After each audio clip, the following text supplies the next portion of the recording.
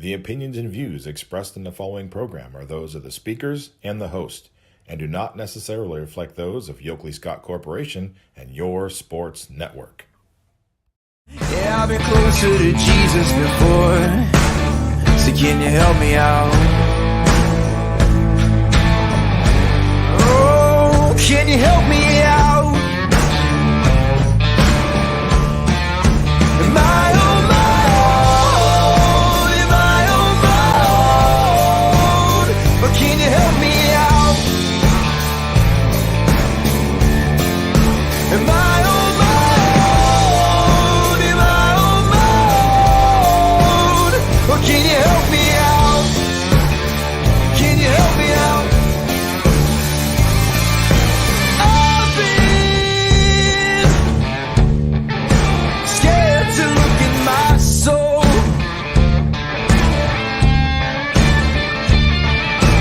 I've been afraid I would follow the road. Yeah, afraid of the things I've been told.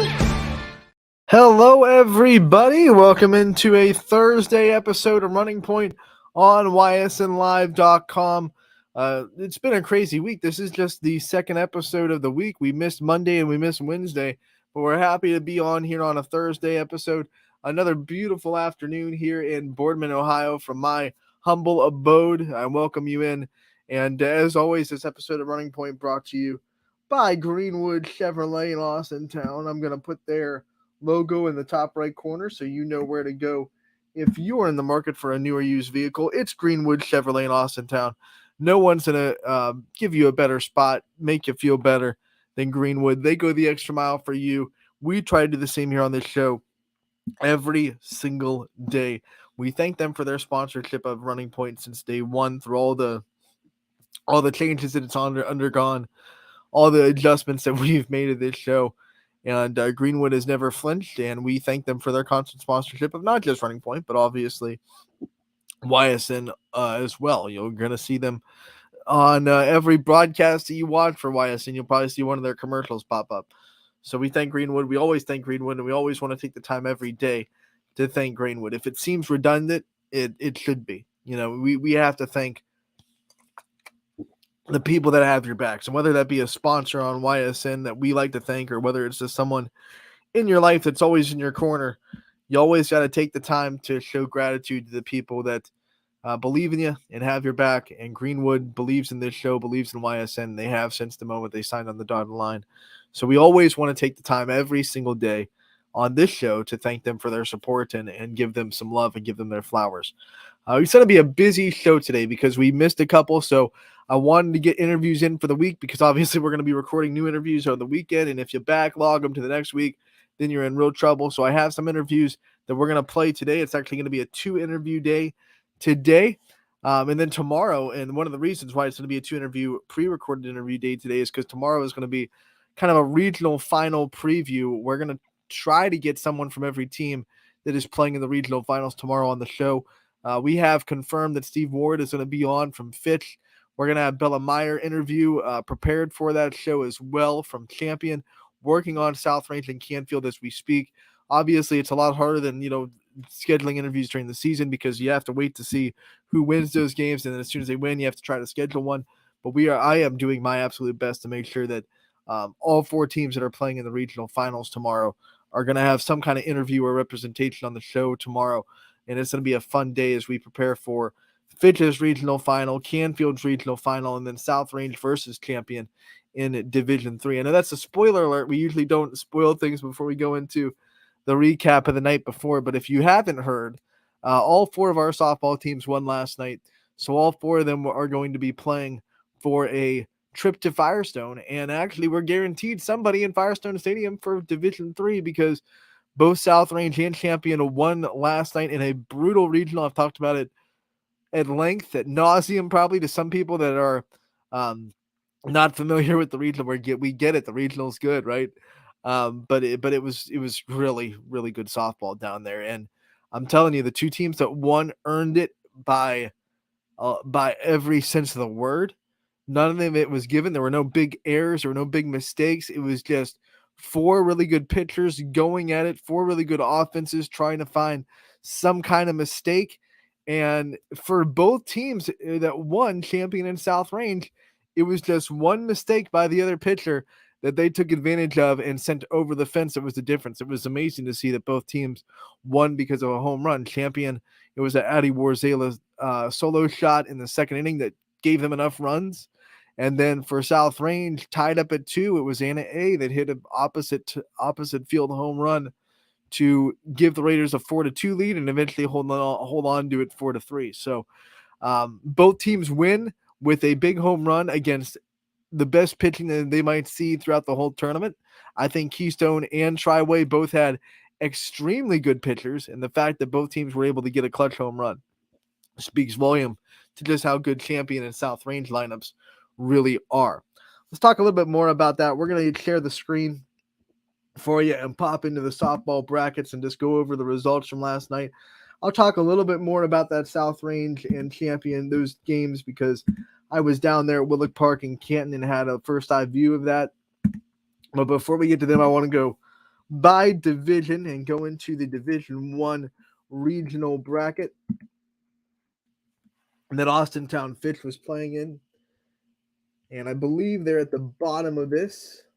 They're at the second to bottom. So Austintown Fitch, they get the win 2-0 over Berea Mid Park. And Sydney Watts continues to just, I would love to say that I'm not surprised, but honestly, like a no-hitter in the regional semifinals, that was a little bit shocking to me. And the fact that she, was perfect through a little bit of it, and the only thing that kept her from a perfect game was a couple of walks, no hits, no errors. The defense was great behind her, 17 strikeouts. I mean, you do that in the district, it's like, okay, you're playing teams that are in your area, you're familiar with them a little bit, but you do that against a team that you've never seen before, a lineup that you've never seen before, and you shut them down, and man, that's impressive. 2-0.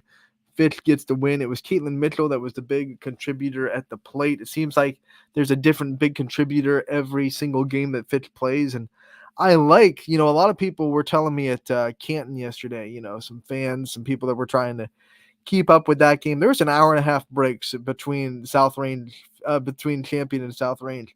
So there was a lot of mingling going on, a lot of just talking about the softball and the other regions.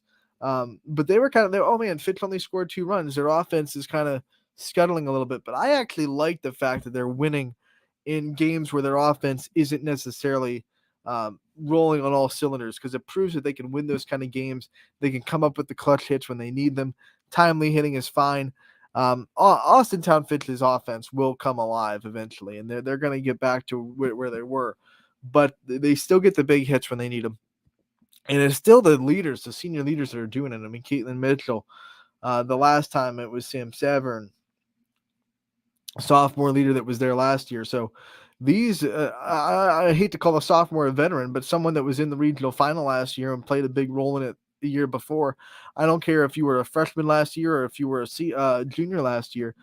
You play in that game, then you're one of the veterans of the team, because there are multiple players on that roster that are going into their first look at this stage. So anyone on that roster that has played in last year's regional final, I think, is going to be leaned on heavily in the days to come.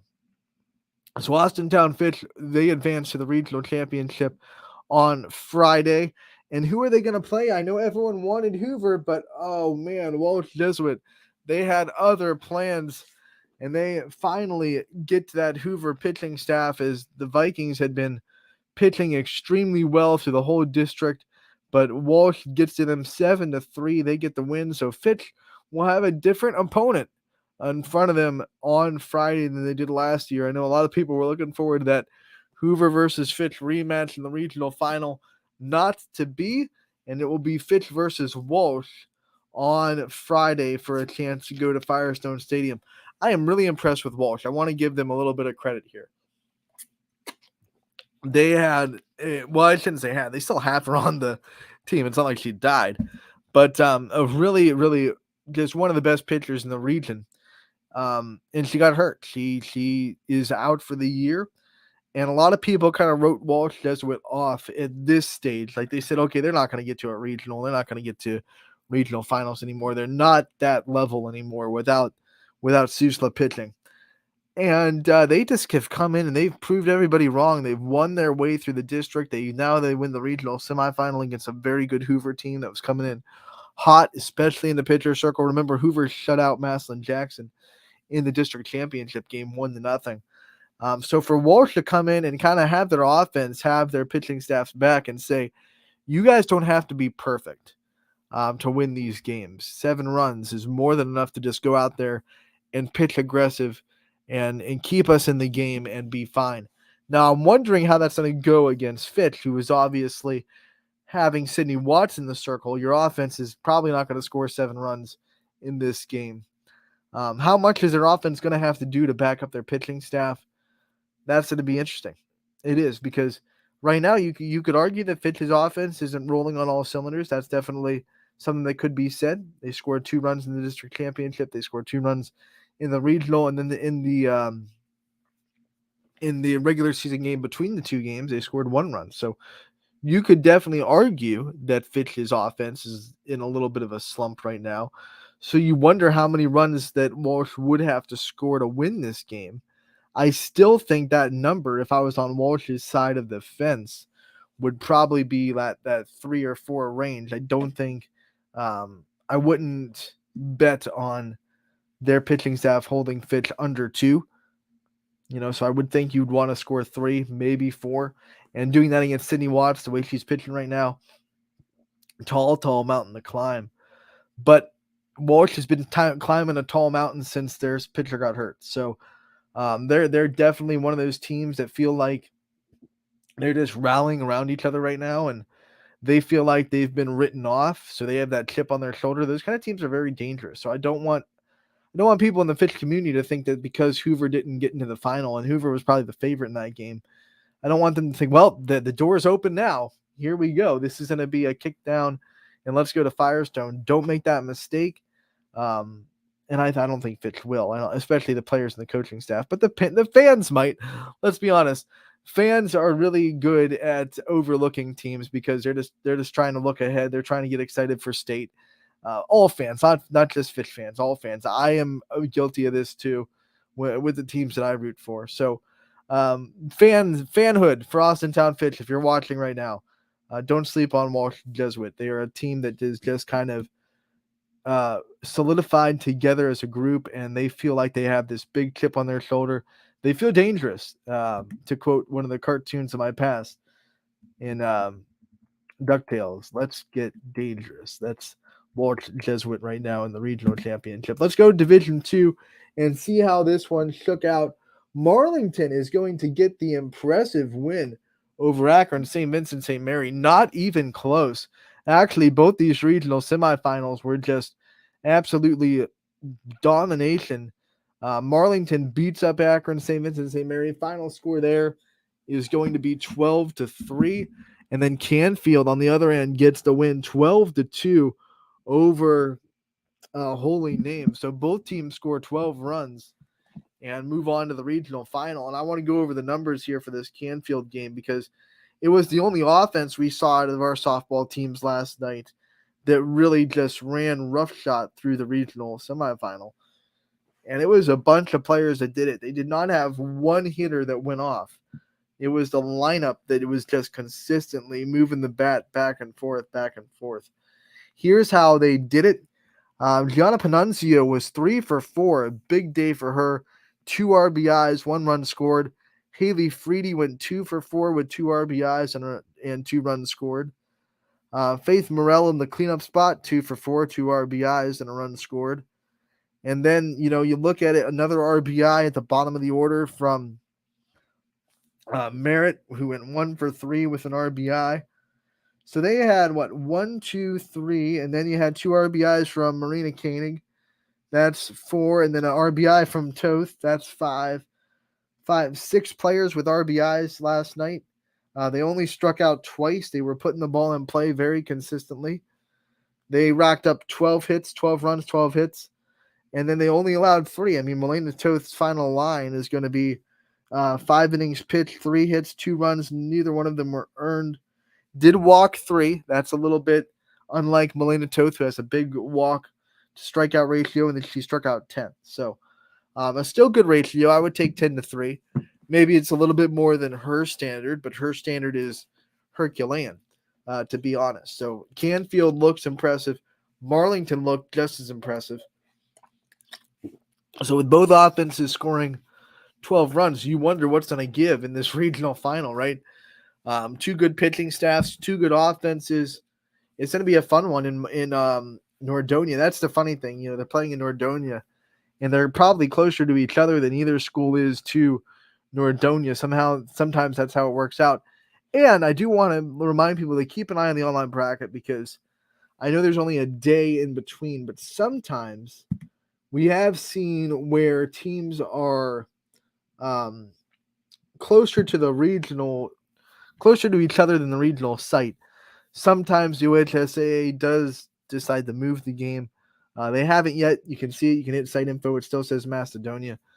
But, it's one of those ones that I always want to just keep a watchful eye on during the rest of the day to make sure they don't move it. So let's go into one more regional in Division 3 and talk about the Champion and South Range wins that I kind of briefly talked about at this top of the show.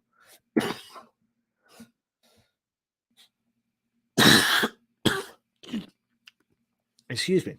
So we'll start with Champion.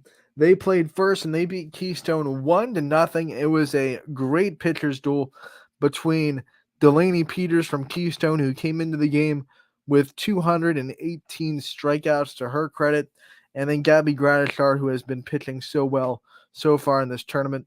And the one thing I was really intrigued by, and I don't want to knock Keystone's coaching staff, I'm not going to do it, but it did seem like Keystone just did not have a solid idea going into the game on what Gradishar was going to throw. They didn't have a good game plan. I mean, I saw the right-handed hitters come in to the box, and they were crowding the plate. And I'm thinking this is going to be a long day if this is their first approach, because if you watch film on Gabby Gradishar, which you can because Champions Game Changer has film of all their games, and that's public, so you can go and watch their games at any time.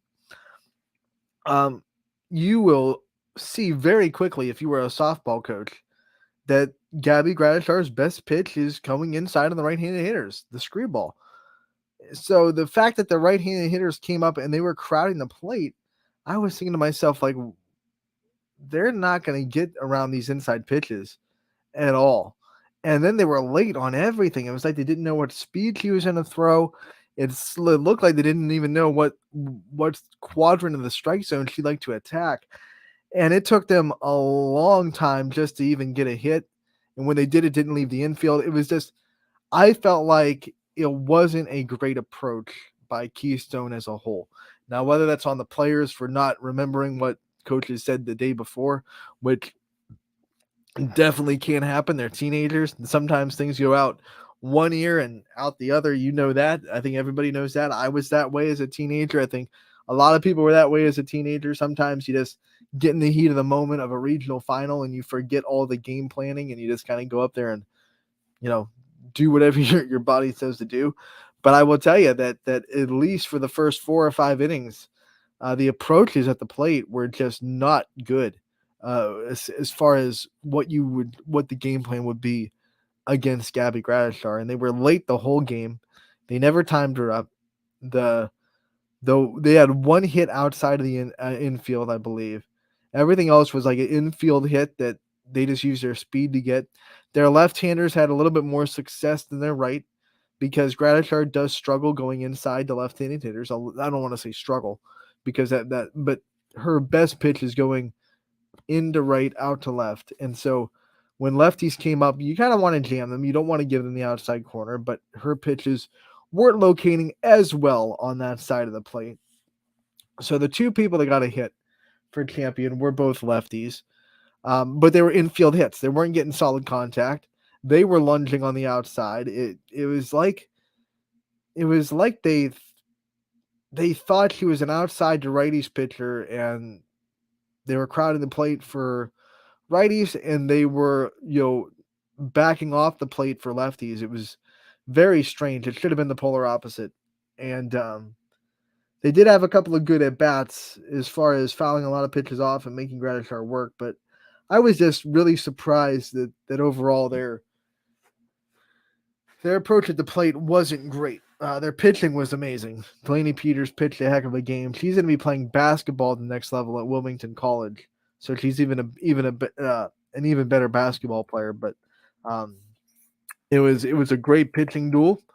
Addie Warzela had a 1-0 pitch that was a little bit elevated, and she rocketed it to left field for a solo shot, and that was all Champion needed. Gradishar had another 15 strikeouts to her season total. She didn't walk anybody, which is so impressive, and she gets just that two hits away from a perfect game. So, a Champion moves on to the regional final. South Range, a little bit more action in the South Range game, but still really good pitchers going at it with Carter Wachtel and Julie Stakowitz. Started off South Range getting on the board really quick. Maddie Dado hit a triple, and then Kelly Zolik drove her in. It was 1-0 South Range, and it stayed that way for a long time. Then in the fourth inning, Triway got the power bats out. They hit 2 balls deep to the outfield off the wall. One of them was a double. One of them was a triple. They scored 2 runs on those back-to-back extra base hits, went up 2-1. South Range, their hitting did struggle. They struck out 15 times. Wachtel really had them handcuffed, but in certain times when it mattered the most, the hitters stepped up. I felt like I was talking on the way home, and I felt like it was one of those weird games where Triway had a better had a better day as far as overall at bats went, like competitive at bats all the way through the game. But South Range had the at bats when they really, really need them the most. So that's just sometimes how softball works, because Triway did not strike out that much against Stakowitz. They were putting the ball in play. They were having quality at bats, and South Range had a lot of at bats where they were just 1-2-3, or 1-2 count, swing and a miss, strike 3. They struck out 15 times. So you look at that, and like 7 times out of 10, if one team strikes out 15 times and the other team strikes out, I think 6. No, 8. Julie Stakowitz struck out 8 the last 2 with to end the 7th inning. But 6 through 6. So one team strikes out 15 times, one team strikes out 8 times. You think, well, I'm going to assume that the team that struck out 8 times probably scored a little bit more, probably had a better offense, but it didn't go that way because South Range did not let the strikeouts affect their approach, and that's really hard to do at this level. So I was impressed by it. Suzanne hit the game-tying RBI to tie up the game at 2, and then it was Anna A. and Jaylee Wilt that came up in the 7th. Big bats. Wilt hit a double to the wall that I thought was going out off the base of the wall, and then after her, Anna A. took an outside pitch the opposite way into left field for a 2-run home run. She has hit 3 home runs in her 3 tournament games so far, and that was enough for South Range to hold on, even though Triway did score a run in the bottom of the 7th and had the game-tying run at second base. Stakowitz with back-to-back strikeouts to end that threat and put South Range into the regional final against Champion. So a really exciting day of softball in Canton, in Nordonia, and at Youngstown State. We will have all 3 regional finals tomorrow night. Alec Caberna is going to be taking over Ty's seat as he goes to Dallas with DJ and some game changer flag football things down there in Dallas. So Alec Caberna is going to be in the seat for Fitch's regional final. We'll have Matt Marr with Canfield in Nordonia, and then I will be in Canton with Champion versus South Range. Hopefully we get 3 teams in the state. We're guaranteed one of them, but it would be great to see Canfield and Fitch get there as well and have a party at Firestone Stadium. So that's all we had for softball. Real quick, I want to go into baseball and show you the district championships that happened last night before we get to our break and our interviews of the day. I think I have a little bit of time to go over the baseball finals. As I'm going to go to, excuse me, I don't usually do this on the computer. I usually do this on the phone. I think statewide tournament coverage. Then we go statewide tournament brackets. This is why, in my opinion, the district site is easier. But since I had to be on the main site for softball for regionals, I'm not going to go and look up the Northeast district. So here we go. We had divisions. Excuse me again. Divisions 2 and 3 last night going on. Let's go into Division 2 Struthers and see how that district championship played out. Canfield, unfortunately for Ysn, stumbles to Field. 3 runs given up in the top of the first inning, and that was all that Field needed. Canfield tried to come back. They had a couple of big opportunities, couldn't get that timely hit, and unfortunately, sometimes that's just baseball.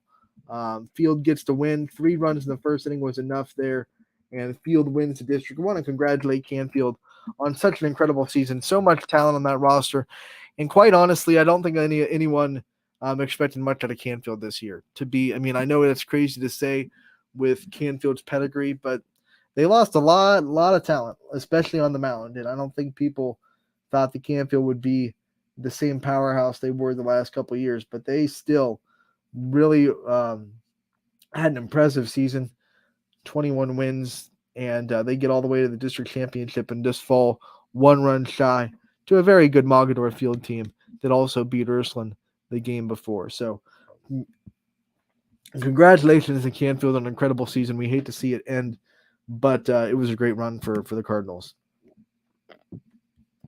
Let's go into the Louisville district and see how these district championships went just for cleaning sake, as Notre Dame Cathedral Latin plays Hubbard. I'm sorry, I thought all Division 2s on the same day. That game must have been moved. So they play Hubbard tonight for a district championship. We'll go into Division 3. And Struthers and Niles, they're squared up with each other in the regional. So the 2 winners here are going to play each other next Thursday. And the first winner we have is Lakeview, who gets the big win over Garfield. No trouble at all for the Bulldogs, 11-3. They win over Garfield. Lakeview continues their historic season. First NEA championship in program history, check. Now the first district championship in program history, check. Lakeview's moving on to the regionals. Who will they play? Well, it's going to be someone pretty dang familiar with Lakeview. South Range gets the walk-off win over United. Billy Skirpak plays the hero, puts on the cape, and puts South Range into the regional semifinals with a walk-off hit in the 7th. 4-3, the final score there, and we knew this was going to be a low-scoring game. Both pitching staffs did an incredible job. United gave everything they had, and unfortunately just fell in the last out. They were 1 out away, and South Range walks it off in the 7th. 4-3, your final score there. So now South Range versus Lakeview. It's all going down. Round 3, Thursday at Madison Washington High School next Thursday, like a week from today, at Madison Washington High School. And that is going to be a great regional tournament. For sure.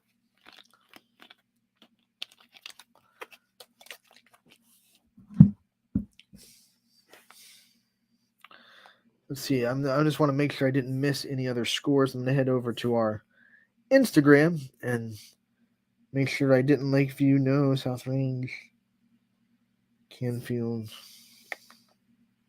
No, that was it. This the regional finals, and those 2 district championships happened today. We'll have more district championships tonight. Obviously, the one that we looked at for Hubbard, and we will preview those at the end of the show and get you set up for baseball district championships. Will be the only show in town, as softball has the day off before the regional finals tomorrow. So we're going to take a quick break. When we come back, we'll have the 2 interviews that we're going to play. Lauren Komarick from Hubbard is going to recap her incredible sophomore season.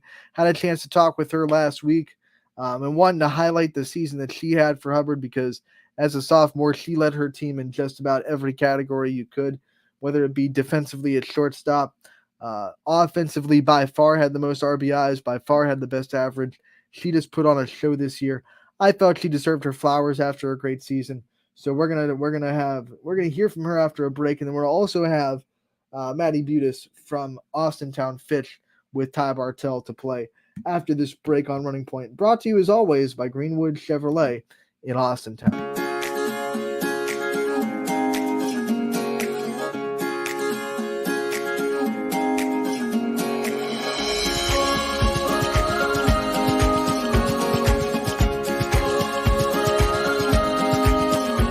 Locally owned and operated, Sheely's relaxed shopping experience means browsing and lounging is always encouraged. Find Flex Deal and more at Sheely's Furniture and Appliance, because the best things in life happen at home. How lucky are we to have not one, but two 18-hole Donald Ross Championship golf courses right here in our backyards. Mill Creek Golf Course was selected by Golf Week as one of America's 30 best municipal courses, continuing to challenge golfers of all levels and featuring golf instruction by PGA professionals, a state-of-the-art practice range, a PGA of America recognized pro shop, kids programs, and a relaxing grill room for a memorable golf experience. For more information or to schedule a tee time, visit millcreekmetroparks.org. Fall is in the air. The kids are back to school, crowds are cheering for the home team, and Myers Family Insurance is prepped for another crazy Medicare season. Every year there's changes, some big, some small, so it's important to have a conversation to make sure your plan is going to meet your expectations for the coming year. Give our team a call today to schedule your annual review. For all your Medicare needs, call Myers Family Insurance or visit us on the web. Check us out online at myersfamilyins.com. Going from mindful to mindful sometimes requires a helping, healing hand. Insight Clinical Counseling and Wellness offers a continuum of mental health and wellness care. At Insight, we're changing the way you receive counseling and wellness services with experienced licensed clinicians and expertly trained wellness staff. With 4 locations in Mahoning and Columbiana County, along with telehealth services, Insight offers clients quick access to care when they need it. Transform your mental health and wellness at Insight Clinical Counseling and Wellness. Welcome back to Running Point on ysnlive.com. Brought to you by Greenwood Chevrolet in Austintown. We have interviews to get to. I have a couple of things to do before we get there. First one, a little bit of a serious note. I do want to take the time to give just thoughts, prayers, positive vibes, everything I could possibly give to the Wellsville volleyball and the volleyball community that Jonathan Stokes impacted. We heard of his passing this week, and it sucks. I had a chance to interview him a couple of times on YSN. I had a chance to meet him down in the regional final in Strongsville a couple of years ago. I remember it was my first Wellsville volleyball game. DJ had been covering them throughout the tournament, and for one reason or another, he couldn't make the regional final. So I went down with Gary Altizer, and we covered their regional final, and getting to see him in person, the way he coaches and the way he handles his team was really impressive. He was one of the best in the area, but it goes way past volleyball. We all know that, the impact that he had on the people around him, on his family, on everyone that he touched. It was one of those guys that you met and you felt like you knew him for a long time. He made you feel that way.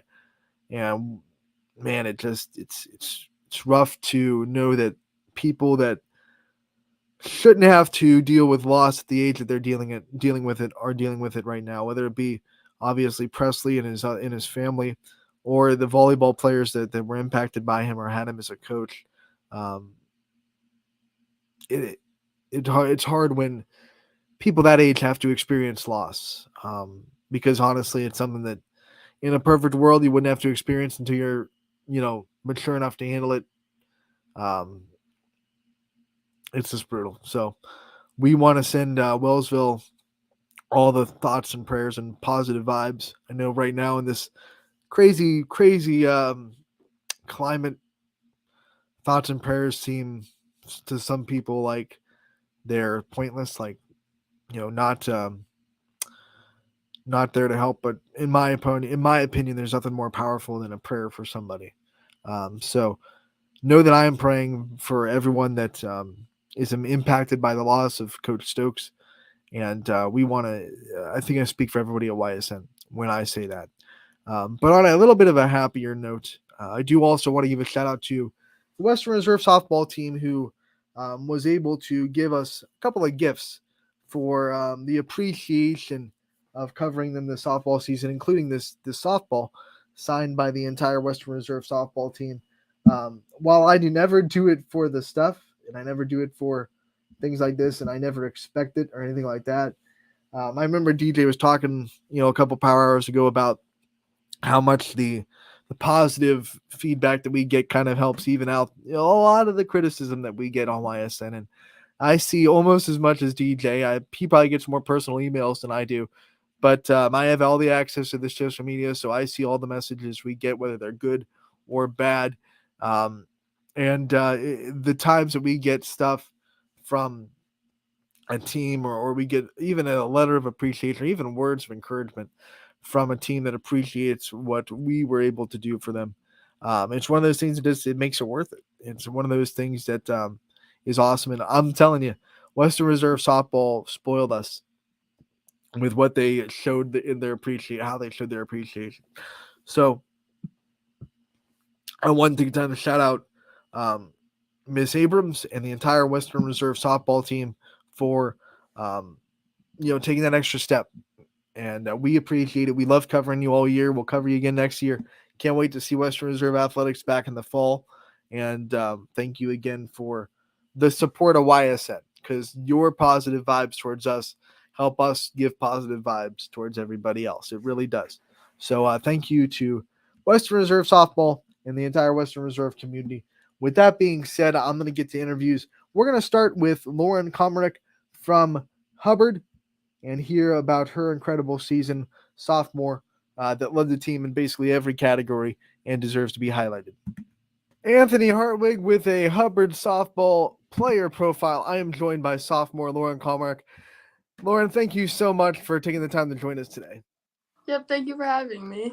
Man, and we look at these numbers. You have had a breakout season in Hubbard. My first question, what was it like this year, kind of stepping on this varsity field and being able to make such an impact on this team so quickly? It was a little different without our seniors this year, so I kind of had to step up along with our other captains, Phoebe and Emma and Kaylee. But I think we did a good job, and we just need to keep moving forward and keep doing what we're doing. Because of the seniors that graduated last year, you kind of came into this year knowing what kind of role you were going to have on this team and knowing that you were going to get a bigger slice of the pie of responsibilities. How did you kind of handle that in the off season and preparing for the year to just no, I am going to be expected of a lot more this year?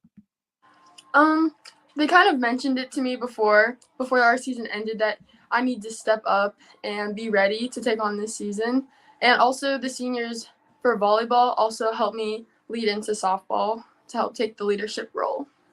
How much did the coaching staff kind of already knowing that you were going to be a leader and kind of trusting you to have that capability help you build confidence in yourself to do it? I think with the seniors last year, they saw how much they have impacted on me as long as our other teammates, and they might have seen something there that we might not have seen. So maybe that's why. Looking at your offensive numbers this year, you hit just below 500. By far the team lead in RBIs with 26 and then 4 home runs as well. What was working so well for you at the plate throughout the season? It was a lot of help from my batting coach, John. He had something that stuck in my head. He would always have this thing you always want to hit the ball. Don't be hesitant. Always keep thinking at the plate. Always know what to do with the ball. Hit the pitch where it's pitched, and that really helped. And you did all that against really good pitching in this conference. What was it like going up against all these different teams in the NE8 and the pitchers that you have in the non-conference schedule as well, and continue to see yourself have results that mirror the work ethic that you put in? I liked going against harder pitchers. It would give me more to work for and see what I could really do. Take me back to the first home run you hit this season. Obviously, you hit 4, but the first one's always the best. What was it like to kind of have that first contact and hit the first home run of the year? It felt really good, and I was so excited when I hit it, and then all my teammates waiting for me at home plate was just even better. I know you're a volleyball player as well, and I know you've done gymnastics in your youth. Is there any better feeling in sports than a home run? I don't think so. Maybe Uh, getting a block in volleyball, but Block and volleyball, that's a pretty one. That's one that's pretty up there. yeah. When you think about some of the things that you think you are proud of this year, now that you reflect on your sophomore season, what are you the most proud of accomplished wise of yourself and the team? We'll start with the team first. I'm very proud of how well these girls stepped up. Most of us being underclassmen, and we went out and had a winning season. I thought that was good. And then for myself, I really wanted to bat well this year, better than last year, and I did accomplish that. You know, you said it, you're bringing back a lot of players next year. How much does this year, having the winning season, having some impressive numbers and bringing back almost everybody, how confident does that make this team? I feel like that would make us a lot more confident. We're used to playing with each other, and we have 2 more years to build off of. So we should stay pretty strong and grow as a team. We've talked about your leadership capabilities and what you brought to the team in leadership. From your perspective in the dugout, who were some other players this year that stepped up with a voice and stepped up in their leadership roles for this team? Like I said, our other captains, Phoebe, Emma, and Kaylee, I thought they really stepped up too. Phoebe, as our only junior, I thought she did a great job. And then same with Kaylee and Emma behind the plate, and then Kaylee at first and everything. I thought it was good. We've been talking so much about your bat. We can't forget about the defense that you bring to the team in the infield. How much pride do you take in your glove and your ability to make plays in the middle of the infield? I just try my best because for travel ball, I'm an outfielder. So when I get to play the infield, I try my best. So travel your outfield, and they tell you at this varsity level, hey, we're going to put you in the infield. What were going through your mind when you had to make that transition? It was a little nerve-wracking at first, but I got used to it because I used to play short until an extent. Let's talk about travel ball. Obviously, you're going to play in the summer, and you've been playing softball for a long time.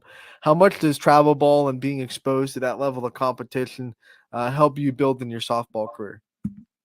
I find it really enjoyable, and with the great competition we see from traveling everywhere, I think it builds up more, and I really enjoy that. I like the competition.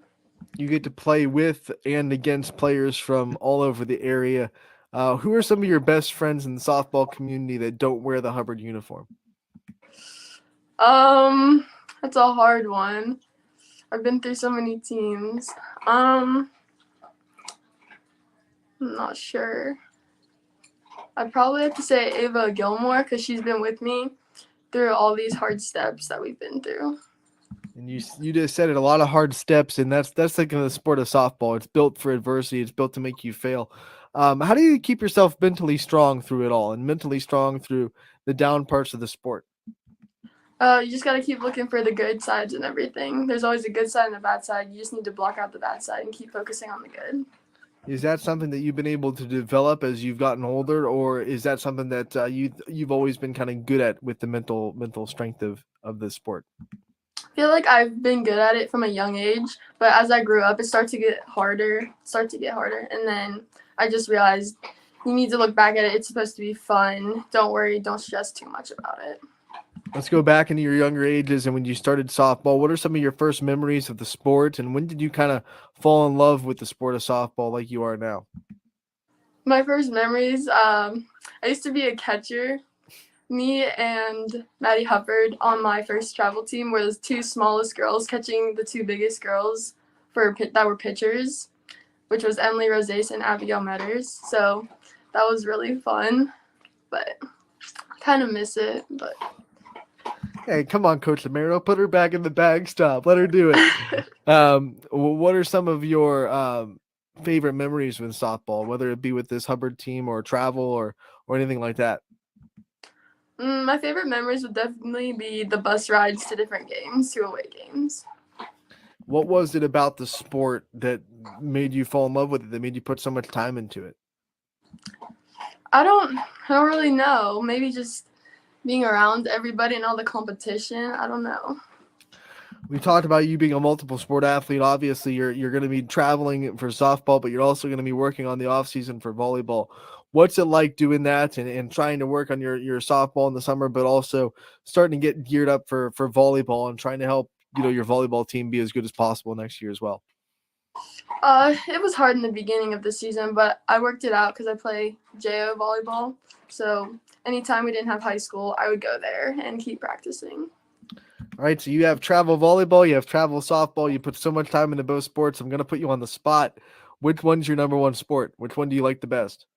Which one do I like the best? It kind of bounces back and forth. I'll have to say at this moment it's probably softball, but earlier in the year I could tell you it was volleyball. We'll have to ask you again during volleyball season if that idea has changed. Let's talk about this Hubbard school system and what makes you so proud to be able to represent it on the softball diamond and on the volleyball court. What makes you so proud to wear the blue and wear the Eagles across your chest? All the great athletes that have become before us and everything, like Adria Powell, she played there for Hubbard, so it's good to represent her and then all the other athletes that have gone to college for their sports. When you think about all the athletes that have come through Hubbard, what does that do for you? I mean, how much are you trying to leave your own legacy on the Hubbard, athletics room? I really look up to them. I strive to be as good as them and hopefully go to a good college to play. When you were young, who were some people that you really looked up to that you said, like, I want to be like this person when I grow up? I really looked up to Kylie Murr for volleyball. And then for softball, I kind of just looked up to my first year coaches. I thought they were really helpful. Who are your role models now? Who are some people that you look towards where you are right now when you're, in a down spot, or maybe you need some inspiration or you need a pick-me-up? I always look to either my teammates or my dad to pick me up. All right. When you think about big moments in your life, who are some of the first people you text when something really big happens? I would text my teammate Emma Warren, and I would also text my dad about it. When you think about going into next year, you're going to be an upperclassman, which means you're going to be a junior, and even more responsibilities are going to be put on your shoulder. We talked about what you're proud of accomplishing this year. What kind of things are you going to set as goals for next year? I want this team to stick together again through this next year. And I want us to really work hard and work together for these next 2 years. I want us to pull out 2 more winning seasons. And I think we can definitely do that. You said you want this team to stick together. And one of the big ways that teams are able to do that are team bonding exercises off the field. What kind of things does this team do off the field to build team chemistry? I know before every year we would always have a team party at someone's house. And that would really bond us together. And I know these past 2 years, we would go out to B-Dubs and eat food and everything and bond there. Okay, so you just got a big win. It's a post-game celebration at B-Dubs. What are you getting off their menu? Me, I get the honey barbecue boneless wings. That is the dinner of champions. So you talked about, their hangouts and you go to teammates' houses. What teammate has the best house to hang out at? Oh, I'll have to say Phoebe because that's where we had our team hang out this year. There you go. I also wanted to ask you about Coach Amaro and what's it been like being under him. Obviously, you start your career with him. He's going to be going into his 3rd year, hopefully next year in Hubbard. What's it been like being under Coach Bill Amaro? Obviously, he's one of the big legends in the area for softball. What has he taught you about the sport? He's taught me to always look out for my teammates and out for myself. And he's my biggest supporter out on the field, and he always wants what's best for us. A lot of people only see him on the field. They only see him in that third base box coaching you guys. Give us a little insight behind the scenes, maybe something about Coach Amaro that people don't know that you think they should. He likes to get ice cream a lot after practice. Okay, so what do you think his go-to flavor is? I think it's vanilla. What about you? What's your go-to ice cream flavor? Me? It would probably be a Blizzard, an Oreo Blizzard. Or does it have to be from Dairy Queen? Does anyone else do it like Dairy Queen, or can it be any kind of cookies and cream ice cream? It could be any kind of cookies and cream. So we know that she's not a ice cream snob. That's good. When you think about some of the things that you do in softball that, you could either call them superstitions or routines, things that you have to stick to, what kind of things come to mind? Before I go out on the field, I have to either touch first base or third base before I run onto the field. And then before every play, I will tighten the strings on my glove. Every play, right? Every play. How long have you had the glove that you're using right now? Is it a relationship between you and your glove? I've had it for 6 years. Yes. So. Are you one of those players that doesn't like when other people touch your glove? It's yours. Don't touch it. It's sacred. I kind of am. I love it. Have you named your glove? No, I haven't. Okay, if you were to just spitball some names that you think might fit your glove. I don't know. Let me think. Maybe Magic. I like it because you're always pulling off magical plays. Lauren, before we let you go, I want to give you the chance to give shout outs to people in your life that support you, that are in your corner, that you wouldn't be where you are without right now. I would like to give a shout out to my coaches, to my teammates, to my mom and dad, and my brother and sister. All right, Lauren, we thank you for joining us today. Congratulations on such a great sophomore season. Like I said, led the team in batting average, home runs, RBI, a great season. We look forward to talking again real soon. And once again, thank you again for the time. Thank you. Ty Bartell with the second of the 1-2 player profile punch, this time with one of the senior leaders over at the Austintown Fitch Softball Club, Maddie Butis. Maddie, how we doing today? Good. How are you? No, not doing too bad. Maddie, as always, we always like to start chapter 1 of softball because I feel like that's where the love began. That's always the best place to start this whole story. So let's look at chapter 1 of your softball career. Where did it start? What's some of your earliest memories with it and some of the first experiences you remember with the game? Yeah, so I started playing at AGSL when I was 4 years old, and I was coached under Jason Hill, who's become a second father to me. He's my best friend's dad. We've grown up with each other. He's my next door neighbor too. So we've been with each other since then. And my love for softball started all throughout those years. And I ended up playing on some all-star team when I was 9, which was the first really good team that I was on. And that team was so fun to play on. And that's when I really realized how much I love this sport. Being and having experience with such top level athletes, your whole career is always kind of, I feel like, giving you a chip on your shoulder as well going through your career. When you talk about the experiences and the type of players that you've gotten to play with, how important and impactful have those relationships been on not just your softball career, but your personal life as well? Yeah, playing with these people have been amazing, whether it's been travel or high school. I've played with such great players. Ayla Ray and Cindy Watts have became 2 of my best friends that I'm going to have forever. Also on travel, Julie Stakowitz has become a huge friend of mine, Tori Strines. We've been together since I was 9. That was my first travel team with them. So these, will be my best friends for life.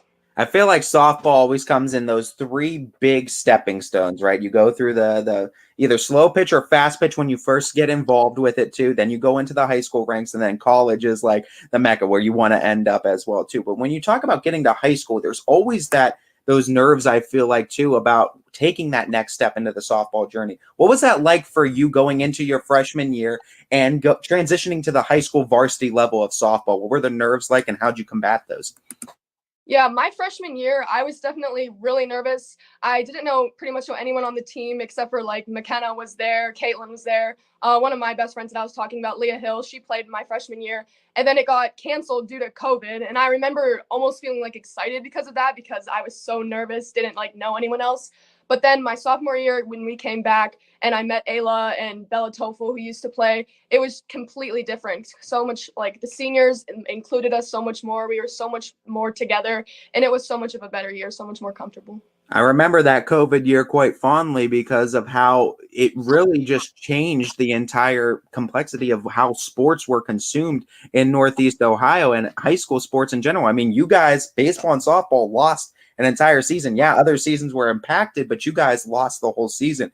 When you talk about losing your freshman year playing wise on the field, I know travel ball did make up for that a little bit in the summer, but what was that unique experience like for you? Because that's something that not every player that goes through this has that experience, especially in their freshman year.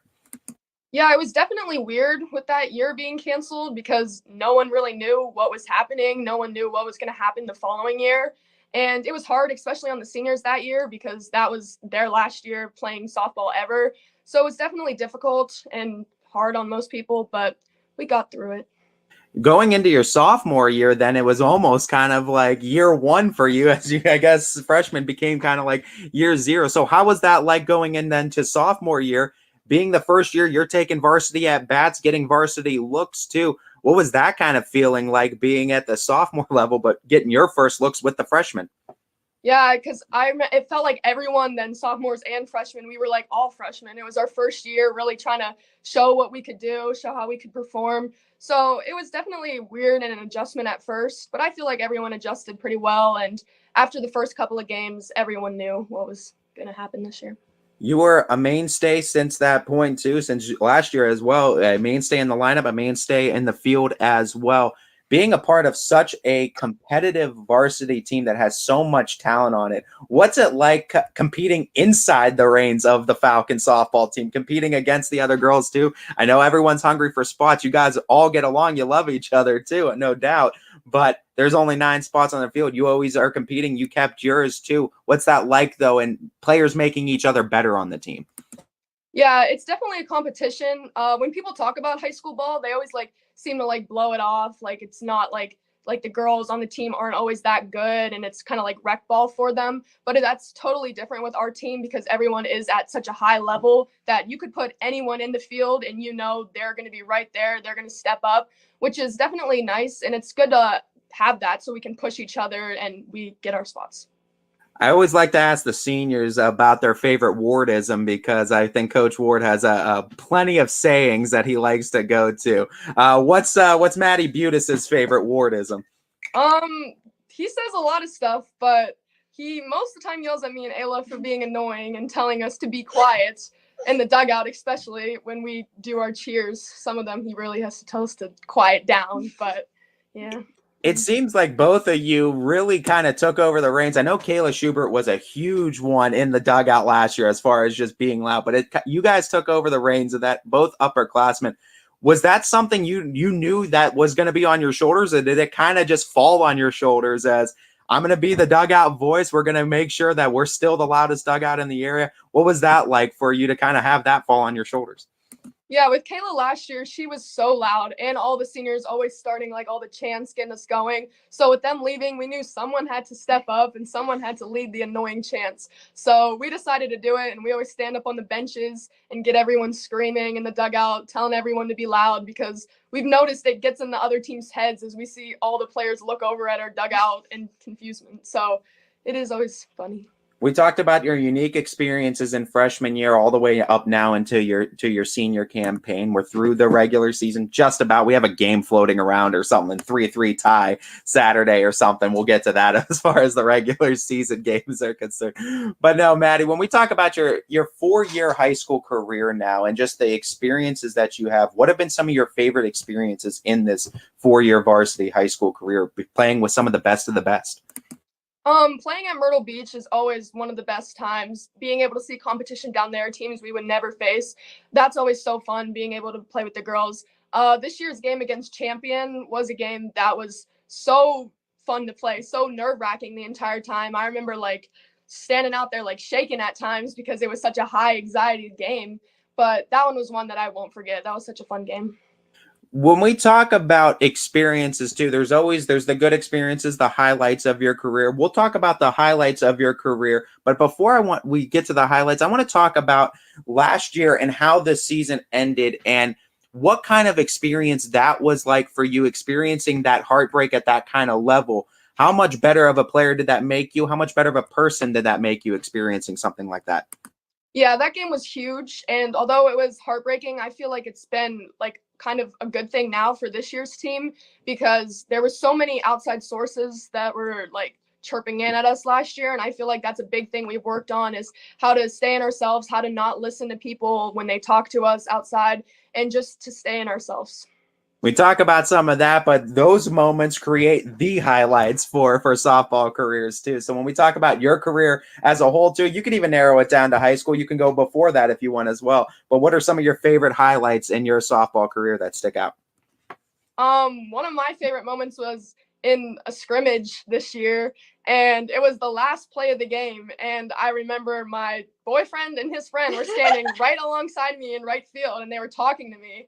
And I couldn't see the ball because it was so bright outside in right field. And there was a ball hit to me, and I dove for it, and I caught it. And just everyone around me, like in the field, ran over. And it was such a great feeling of like excitement and how much I loved this team, because everyone was so happy, and it was just such a good feeling. You guys got the defense locked down this year too, but teammate celebrations, I mean, you bring it up, and I absolutely love the home run celebration that you guys have this year with the Shockwave. Where did that come about, and who started that, or who threw that idea around for the home run celebration?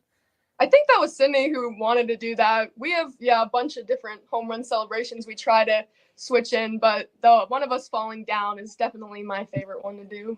We talk about dugout cheers too. I asked Ayla this. I have to ask you it too. What's the favorite dugout cheer? Like we said, I like the one where when the pitcher throws a couple balls and we say like 2 in a row or 3 in a row. It normally gets them pretty like wound up, and we sound good in the dugout when we do that cheer. So I like that one. You guys are always making sure you stay in the pitcher's head, and I love it too. It's part of the gamesmanship of the game. In your career, too, you've also experienced such high levels of success, conference champions. I don't think you've ever lost a conference champion. We still got one hanging in the balance, but you haven't lost a conference championship yet in your career, too. Experiencing all this success in your career, what has that been like for you, personal life-wise, being able to have this type of success, hard work paying off in the softball career? What's that been like? Has it transitioned to your personal life as well? Yeah, being able to have this much success, there's so much hard work that goes in behind the scenes. So many practices, so many times where I'll come home and just hit in my garage, even into the net, because we know if we're going to have all of the success, there has to be work in behind. How much hard work was it cleaning up all the toilet paper with the senior prank? Because I know that's always one you got to talk about. Yeah. I still have toilet paper out on my garage everywhere because it rained that night and I didn't pick it up and I should have, and it's like stuck now in like yards. You're gonna have to break down these senior pranks too, and it's a tradition at Austintown Fitch. For the ones that may not know, you're gonna have to break it down for what this senior tradition is like for the senior pranks. Yeah, everyone, all the juniors, sophomores, freshmen, they all go around and they toilet paper our houses the night before senior night. So our houses get destroyed. Cindy even went. You did too. Yeah. Cindy and Ayla both went into my room even, and it was right before I cleaned my room, which never happens. So that was, and they destroyed it, put toilet paper everywhere, and I was so mad. Who's one of your favorite seniors that in your career you got to do that to? Because you were on the other end of it this year, but you got to be on the opposite ends before. Maya McNevin's house 2 years ago, we destroyed her. We had so many trees, and yeah, we destroyed her house. Mm-hmm. Oh yeah, Allie Foley's. We got really. Oh yeah, Allie Foley's. We played Michael Meyer music outside of. We blasted it, and there was some guy in the apartment next to us who was screaming he was gonna call the cops out. So that was funny. Yeah, you scared the whole neighborhood too with the TP prank. Maddie, we talked about where this career started. We're talking about where it's going, still continuing. You guys are alive and well into the playoffs as well. But I want to talk about kind of the next steps after high school. What's the future look like for Maddie Butis? What are some of your goals and aspirations? Yeah, I'm going to YSU after this. I'm starting in the fall, and I'm planning to major in psychology because I want to be a clinical psychologist. What was it about psychology that kind of interests you? Where'd that interest start out for you? What kind of pushed you towards that? I've never really known what I wanted to do. I wanted to do something in forensics because I love like Criminal Minds and shows like that. So I originally started with forensics, but as I got more into it, I took psychology this year, and I just love the way like the mind works and all the different weird things about the brain. So that's what I want to study more. You chose to stay local too. Some people chose to stay local. Some like to go a little bit out of the nest, and some like to go way out of the nest. What kind of kept you close to YSU, and what made you want to stay kind of local? My whole life, I've always wanted to go away, actually, until this year really like sank in, and I'm not ready to leave my family and all my friends here yet. And so, I mean, my mom went to YSU, most of my family has. So when I first went there the first time, it really did feel like home. I've been there so many times. I met one of my professors there, like on my first tour, and he was wonderful. So I knew that was where I was going to go. You're still young, and there's plenty of time too to get away after. You could definitely spend it with the fam a few more years. Talking about advice too, we talked about some of your favorite advice and some advice that coaches have given to you. But I want, from that senior perspective, what's that advice that you'd give to all those little girls that want to play softball, that maybe see what you guys are doing out on the field, see the highlights, see the videos, and say, I want to do that one day. I want to play on that team, or I want to be on these type of fields too. What's the advice to the little girls that want to get into softball, that want to get to that varsity level? Yeah, I'd always just say, just go for it and be positive always. No matter what's happening, I always like to try to keep a smile on my face to bring up my other teammates. So as long as you stay positive and confident, you can accomplish anything in your life. All right, Maddie, I think you have definitely brought the positivity. You've brought all kinds of energy into the dugout, and I don't think that the Falcons, honestly, would be quite the same without you on this year's team. But before we let you go, I always have to give you the chance to shout out all of your support system, the big names that have made Maddie Butis who she is throughout her career, both personally and on the softball field. So shout those big names out now.